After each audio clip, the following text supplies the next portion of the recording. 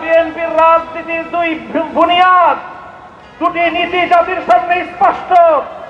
এক হলো মুনাফিকের রাজনীতি, আর এক হলো সুবিধাবাদের রাজনীতি। মনে রাখবেন, জুলাই বিপ্লবের রক্তের উপর প্রতিষ্ঠিত নতুন বাংলাদেশের সুবিধাবাদের রাজনীতি, মুনাফিকের রাজনীতি বাংলার মানুষ সহ্য করবে না। জনগণের পক্ষে, দেশের পক্ষে আপনারা যদি অবস্থান গ্রহণ করতে ব্যর্থ হন, দেশের জনগণের ম্যান্ডেটকে যদি আপনারা বৃদ্ধাঙ্গুলি প্রদর্শন করেন, বারবার বলছি, এদেশের জনগণের গণরায়কে যদি হাইকোর্ট দেখান, এদেশের জনগণ রাজপথে আপনাদেরকে মোকাবেলা করবে ইনশাআল্লাহ।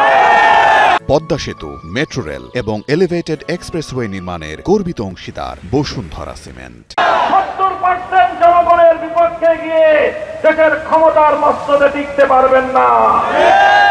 শহীদ জিয়াউর রহমান, বেগম খালেদা জিয়ার সন্তান, কান খাড়া করে শুনে রাখেন, জনতার বিরুদ্ধে গিয়ে কেম হাসান আজিজ মার্কা নির্বাচন করার চেষ্টা করলে পরিণাম শুধু আপনারাই পুড়বেন তা নয়, আপনাদের অপকর্মের কারণে দেশপ্রেমিক রাজনৈতিক সংগঠনগুলোর নেতা কর্মীরা 28 আগস্ট কিভাবে রক্ত দিয়েছে ঢাকার রাজপথে বাংলার মানুষ সে কথা ভুলে যায় না।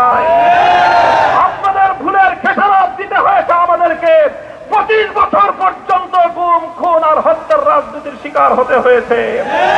তাই আমরা চাই ভালোই ভালোই দেশ পরিচালনা করেন, জনগণের রায়ের প্রতি শ্রদ্ধা প্রদর্শন করেন, অন্যথায় রাজপথে, সংসদে আমরা আপনাদেরকে মোকাবেলা করবো ইনশাআল্লাহ।